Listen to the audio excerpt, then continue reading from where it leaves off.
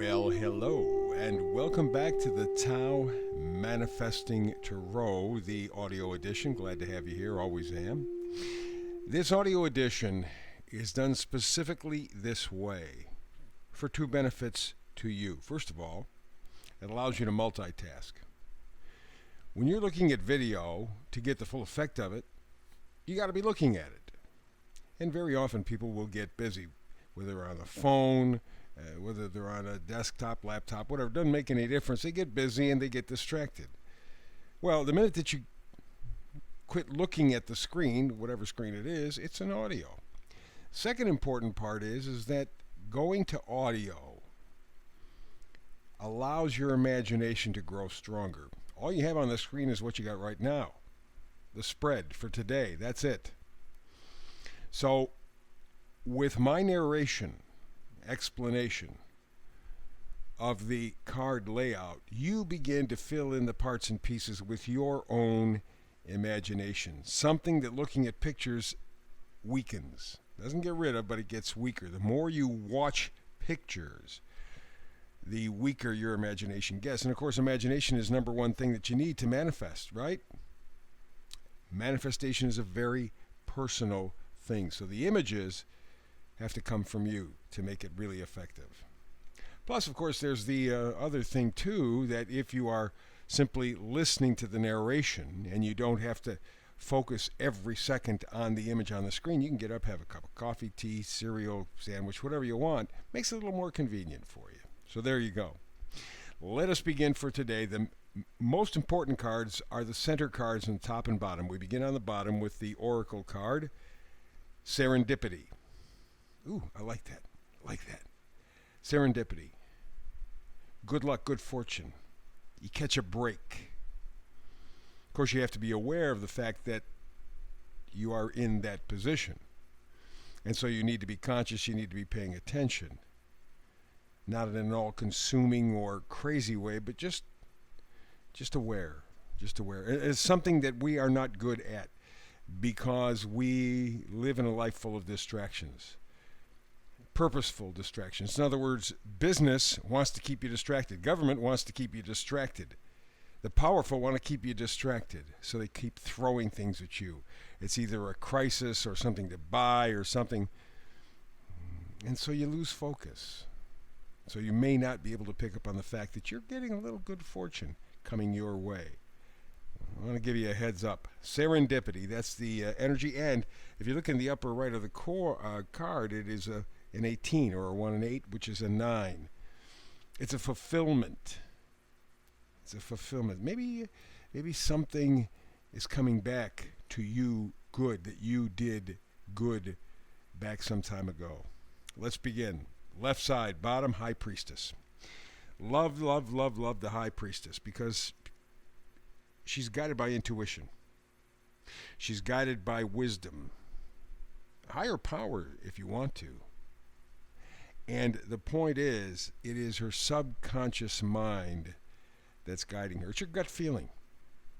That's really what gut feeling is. It's your subconscious. Very powerful. You know, when you break down the amount of activity from moment to moment to moment that you have in your life, your conscious brain only uses about 1, maybe 2% of the power in your brain. That's it. The other 98 or 99% is your subconscious. That's why, for example, if you have driven a car and you've ended up at a destination and you literally, well, how did I get here? I was daydreaming, not paying attention. That's your subconscious. That is why, by the way, you cannot text while driving, because texting takes the energy of the brain and focuses on that 2%, the conscious mind. And that's why you get yourself in an accident. If you allow the subconscious to take over the other 98%, you can drift, you can daydream, and you're going to get to your destination safe, usually, the vast majority of time. Subconscious is very, very, very powerful. Never stops, always running and guiding us if we let it, and that's what the High Priestess is all about. And if you're looking for good fortune, serendipity, there's a big key right there. Allow your subconscious mind, your gut, to guide you. That means you're going to have to walk away from something. 8 of Cups.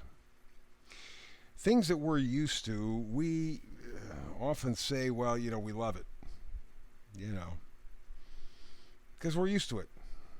The real love connection isn't there. It's just something that I'm used to, somebody I'm used to. You're going to have to walk away from that. There's something that you're connected to, attached to, used to, that is blocking your gut feeling, your high priestess feeling. And that is either keeping serendipity, good fortune, good luck away from you, or it keeps you from recognizing it. Because the good fortune, good luck may be just a little bit of a clue kind of thing. It brings good luck, good fortune, no question about it, but it doesn't yell it, it whispers it. That's why you need to pay attention to your gut. You need to pay attention to your intuition, and you have to walk away from something or something, somebody, some whatever that you are attached to, connected to, but more out of habit than anything else. In fact, you've been agonizing over this. Next card is the Ten of Swords. Ten of Swords, you feel like you've been betrayed. You feel let down. You, like this picture here, you feel stabbed in the back. No question about it. But here's the good thing. With the Ten of Swords, the worst is over. Swords are thoughts, ideas. So either you have been fed false information, which, if you take a look at the last 3 years, 3 decades, 4 decades, longer than that, we've been lied to. Intentionally lied to, misled, misrepresented. And you have come to a point in the last 3 years where you understand that, you realize those swords, those ideas have been nothing but lies. But boy, did you learn some lessons.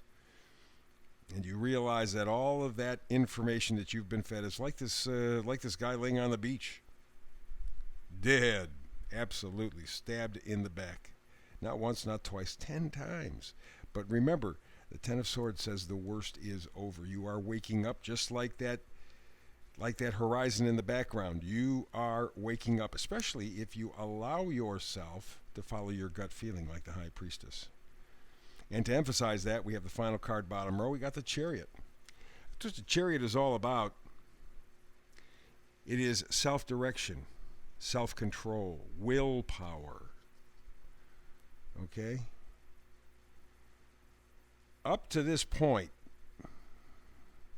there's been a definite lack of focus. There's been interference. People have been distracting you. Business, government, everybody lying to you, feeding you false information. You didn't know it till recently. Hence the Ten of Swords. And the key again on this first row, you notice like with the Chariot card, he has no reins on these animals, whatever they are. Sphinx dogs, whatever they are. The Chariot is self-directed. It's thoughts, it's wisdom.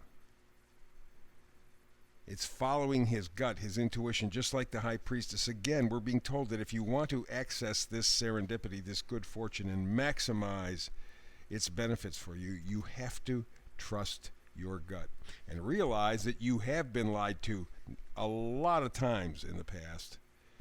And it's time for you to wake up. You're done with paying attention to the lies and distractions. You're going to focus on what is best for you. We go up to the second row, Four of Pentacles. That's really what Four of Pentacles is saying. Pentacles are things that we value, things that are important to us and us alone. Doesn't have to be important to anybody else, but to us, yeah, they're vital, they're essential. Could be health, could be happiness, could be love, could be milk chocolate, or puppies or kitties, or what. It doesn't make any difference. What is valuable to you? You notice he is holding on to it. Alrighty? And in fact, he's wearing a purple robe, and purple indicates wisdom. You have worked for this value system, or are working on it, reassessing your value system. You determining for yourself what's important in your life. Not somebody else, not Wall Street, not a banker, nobody. You. You are determining, and you see he's holding on to him. He knows what's important to him, knows why, has made his decision with wisdom, not somebody else telling him, but with inner wisdom, listening to his gut, and he's holding on to what's valuable and important to his life. And because of that, he gets the Ace of Swords. Ace of Swords is inspiration. It's mental strength. It's thinking clearly. It's a breakthrough. See, as opposed to the Ten of Swords, or the next card coming up, the Nine of Swords, those are cards where you're seeing other people's thoughts influence your thoughts, and it creates problems for you. With the Nine of Swords and Ten of Swords, you're not thinking for yourself. You're letting other people determine what you think, how you think. Ace of Swords says no more. Ace of Swords says, I know what my values are, the Four of Pentacles. I know what's important to me. It's not a whole lot, just a few things, but I know why they're important, and I'm going to live my life by them. And so that being the case, the Nine of Swords and Ten of Swords, their power disappears because you have the Ace of Swords. A new realization, a new understanding for yourself, by yourself, not somebody else. And then the final card up top is something that has popped up constantly over the last couple of weeks. Strength card. That tells me that you are going through a period where you need strength. You're getting ready to make changes. You're getting ready to make adjustments, to think for yourself, to feel for yourself, to pay attention to your gut. You want to exercise this serendipity. You want to grab onto it, this good fortune. You've earned it. You've worked for it. You've paid the price. And in fact, the final card, up top, center card, is the vice versa card. It is the Hermit in reverse. So what that means is the Hermit is always looking for wisdom, for guidance inside. Looking for understanding, inner guidance, listening to that gut feeling. Okay? You are deciding that you have found something inside of you that lights you up, that lights up your life, that connects with you. It is that gut feeling. And because of that, you are going to grab onto the serendipity, the good fortune that is coming your way.